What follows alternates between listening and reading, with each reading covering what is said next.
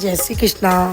श्रावण महीने के कृष्ण पक्ष की पंचमी, नाग पंचमी की कहानी।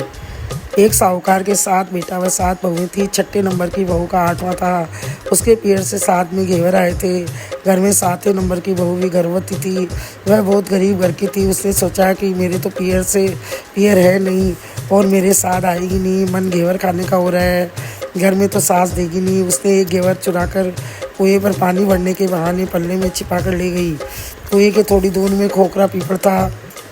उसने घेवर को वहाँ छिपा दिया कि कल आकर खा लूँगी। दूसरे दिन जल्दी में आई और देखा तो घेवर नहीं था।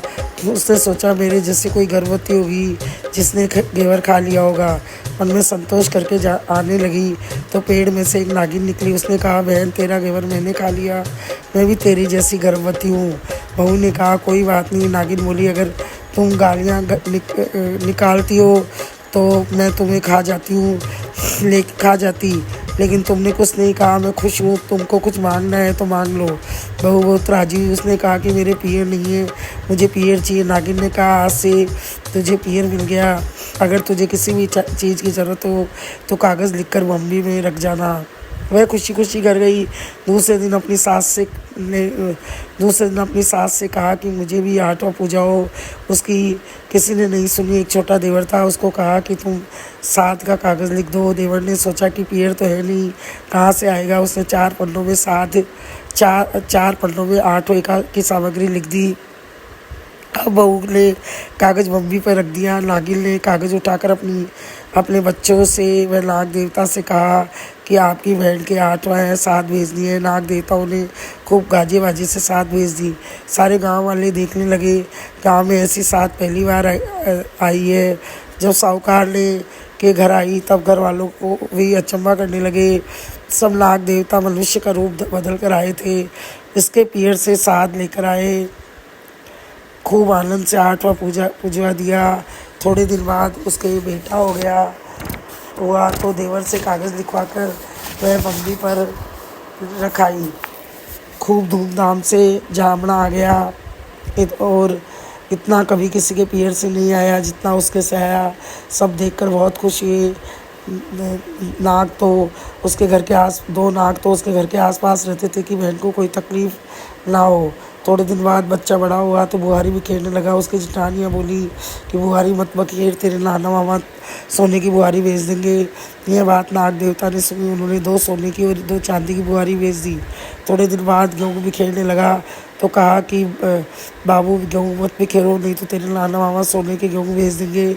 यह सब नाग देवता सुन रहे थे तो गाड़ियाँ भरकर सोने चांदी की गेहूँ की बोरियाँ आ गई। सबने देखा तो अचंभा किया। थोड़े दिन बाद चिल्ला लोड़ी फोड़ने लगा तो उसकी ताई बोलने लगी, चिल्ला लोड़ी मत फोड़े, तेरे नाना मामा सुनेंगे तो सोने की सिल्ला भेज देंगे।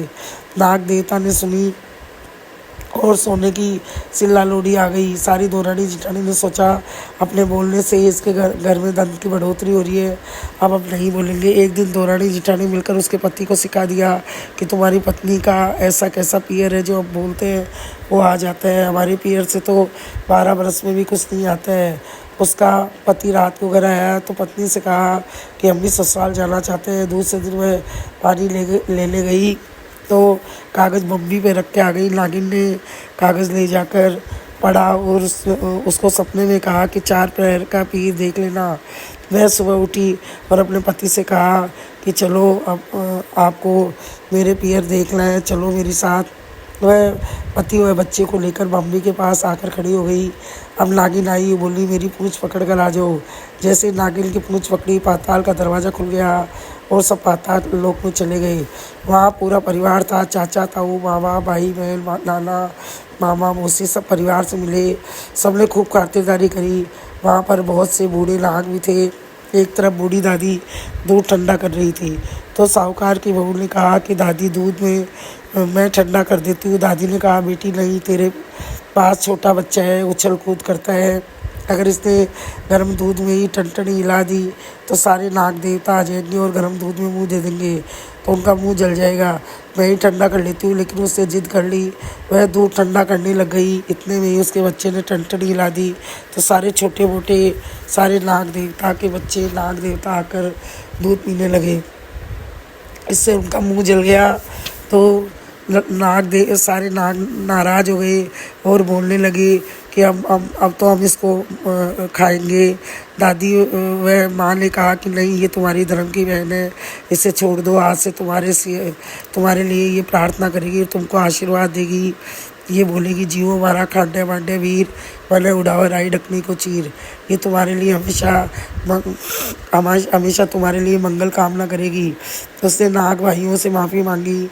नाग देवताओं ने माफ़ कर दिया। वह पूरा घर देखने लग गई। उसने नागिन माँ से कहा कि माँ, 6 कोठे तो देख लिए, अब सब में बहुत सारा अंदन वस्त्र गहने हीरे जवाहरात भरे हैं।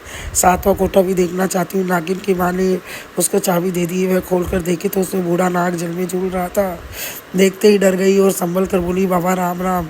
बाबा बोले, तुमने राम राम कह दिया, नहीं तो तुमको खा जाता मैं बोली, बाबा जी अब खा लो। नाग ने कहा कि तू मेरी बेटी बन गई है, अब तुझे नहीं खाऊंगा। उसे 9 करोड़ का हार दे दिया। ये देखकर माँ बोली कि बेटी अब ज़्यादा ही लोभी हो गई है, अब उसे घर भिजवा देना चाहिए। वह जाकर बेटी से बोली कि 4 पैर पूरी होने वाली है, अब तुम घर जाओ, तुम्हारे पति को यहाँ से ले जाओ। साहूकार की बहू बच्चे को मारकर रुलाने लगी।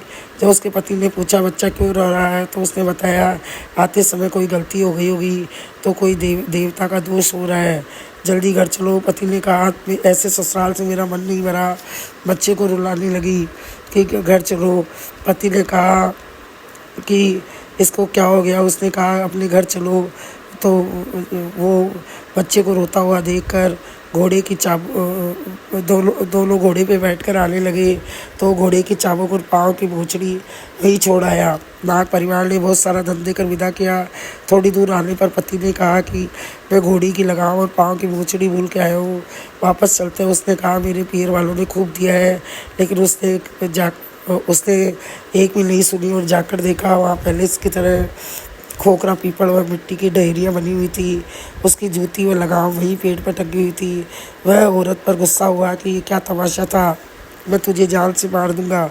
उसने घर आकर बताया कि आपकी भाभी के 8 बीघा घेवर लेकर मैं पानी भरने गई थी, सोचा था कि मैं चुपके से खा लूँगी। मैंने पीपल के नीचे रख दिया और नागिन भी मेरी तरह गर्भवती थी, उसने घेवर खा लिया। मुझे खुश होकर मांगने के लिए बोली। मैंने पियर मांग लिया। वो सब साथ जावना, सोने के गेहूँ बोरियाँ, सिल्ला लोड़ी सब नागिन ने ही भेजा था। मैं जो भी काम होता है कागज़ लिखकर मम्मी पर रखाती हूँ।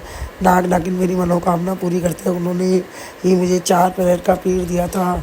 ये सब सुनकर वह बहुत खुश हुआ। अब एक दिन उसके पत्नी छत पर बाल सुखा रही थी। राजा की रानी अपने महल में से देख रही थी कि साहूकार की बहू के गले का हार बहुत सुंदर है। रानी ने राजा जी से कहा कि मुझे वही हार चाहिए।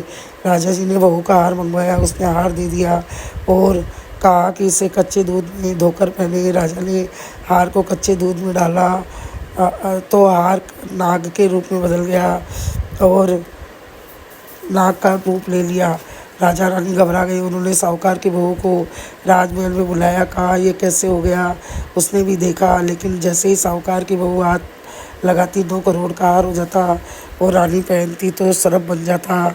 राजा ने सारी बात पूछी। राजा ये सब सुनकर बहुत खुश हुआ और उसे धर्म की बहन बनाकर उसे खूब सारा धन देकर विदा किया।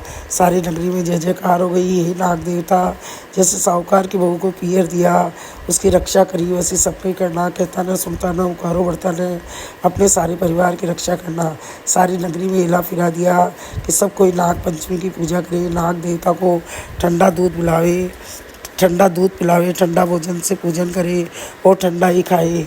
बोलिए नाग देवता की जय, बोलिए नाग पंचमी की जय।